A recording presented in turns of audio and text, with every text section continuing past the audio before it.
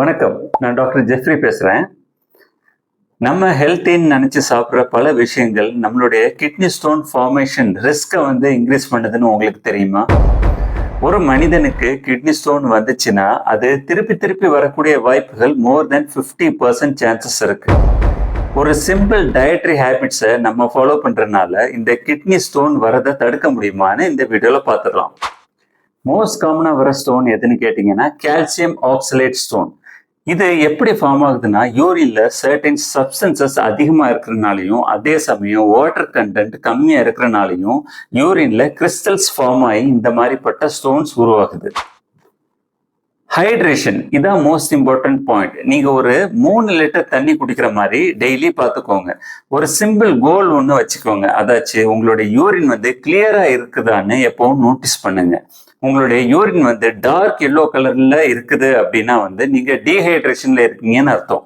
டீஹைட்ரேஷன்ல இருந்தா stone formation ரிஸ்க்கும் அதிகம். ஒரு போனஸ் டிப் தரேன்.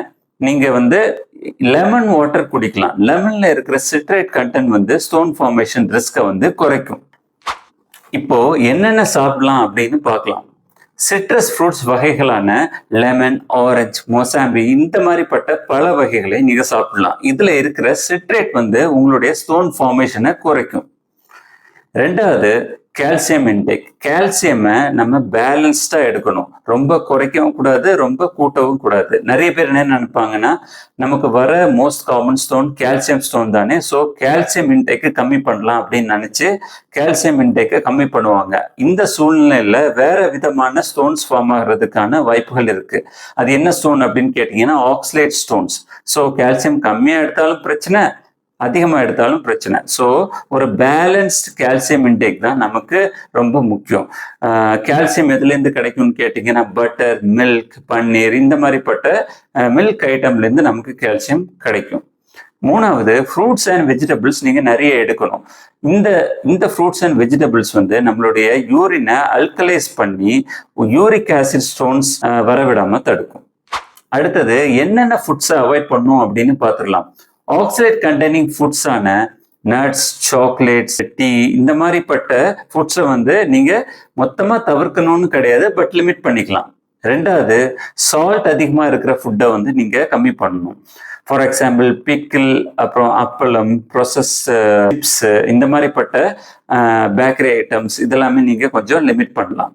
மூணாவது, excess animal protein, beef, mutton, process meats, இந்த பேக்கேஜில் வரக்கூடிய ரெடிமேட் மீட்ஸ் இதெல்லாமே நீங்கள் கொஞ்சம் தவிர்க்கலாம். நாலாவது, sodas, Coca Cola, Pepsi, Sprite இந்த மாதிரிப்பட்ட சுகரி ட்ரிங்க்ஸை நீங்கள் கொஞ்சம் கம்மி பண்ணணும். ஸோ இதெல்லாமே நீங்கள் அவாய்ட் பண்ணீங்கன்னா கிட்னி ஸ்டோன் ஃபார்மேஷன்ல இருந்து தப்பிக்கலாம். சில காமன் மிஸ்டேக்ஸை பார்த்துடலாம். கால்சியம் கம்மியாக சாப்பிடணும், ராங். தண்ணி கம்மியாக குடிக்கணும், ராங். புரோட்டீன் டயட் அதிகம் எடுக்கணும், ராங். ஒரு பேலன்ஸ் டயட் தான் நமக்கு முக்கியம்.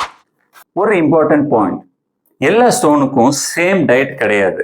ஃபார் எக்ஸாம்பிள் கால்சியம் ஆக்சலேட் ஸ்டோனா இருந்துச்சுன்னா ஆக்சலேட்டை சாப்பாடுல கம்மி பண்றதுனாலையும் வாட்டரை இன்க்ரீஸ் பண்றதுனாலையும் இந்த விதமான ஸ்டோன்ஸை தவிர்க்க முடியும். யூரிக் ஆசிட் ஸ்டோன்ஸாக இருந்துச்சுன்னா அனிமல் புரோட்டீனை கம்மி பண்ணுறதுனாலையும் ப்ளஸ் யூரினை அல்கலைஸ் பண்ணுறதுனாலையும் இந்த விதமான ஸ்டோன்ஸை நம்மளால் கட்டுப்படுத்த முடியும். ஸோ ஒவ்வொரு ஸ்டோன் டைப்புக்கும் டயட்டை நம்ம மாடிஃபை பண்ணி அந்த ஸ்டோன் வராமல் நம்ம தவிர்க்கலாம். டாக்டர்ஸ் ஸ்டோனை சர்ஜரி பண்ணி ரிமூவ் பண்ணும்போது அதை டெஸ்ட்டுக்கு அனுப்புனா இது எந்த விதமான ஸ்டோன் அப்படின்னு சொல்லிட்டு நமக்கு தெரிய வரும். ஸோ அதுக்கு ஏற்ற மாதிரி நம்ம டயட்டை ஃபாலோ பண்ணி நமக்கு ஸ்டோன் வராமல் நம்மளால பார்த்துக்க முடியும். சில ஸ்டோன்ஸ் ஜெனட்டிக்காவே வரக்கூடிய ஸ்டோன்ஸாக இருக்கும். ஃபார் எக்ஸாம்பிள் சிஸ்டின் ஸ்டோன்ஸ் அப்படின்னு சொல்லுவாங்க.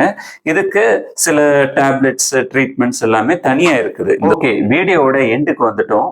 கன்க்ளூஷன் என்னன்னா, நிறைய தண்ணி குடிங்க, சிட்ரஸ் ஃப்ரூட்ஸை உங்கள் டயட்டில் இன்க்ளூட் பண்ணிக்கோங்க, கால்சியம் இன்டேக்கை நார்மலாக பேலன்ஸ்டாக எடுங்க, salt, oxalate rich foods, animal protein இதெல்லாமே கொஞ்சம் லிமிட் பண்ணிக்கோங்க. இதெல்லாமே நீங்கள் பண்ணீங்கன்னா கிட்னி ஸ்டோன்ஸ் திருப்பி திருப்பி வராமல் நம்மளால் தடுக்க முடியும். இந்த வீடியோ உங்களுக்கு பிடிச்சிருந்துன்னா கிட்னி ஸ்டோனால் பாதிக்கப்படுற மக்களுக்கு இந்த வீடியோவை ஷேர் பண்ணுங்கள்.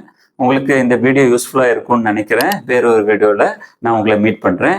நன்றி.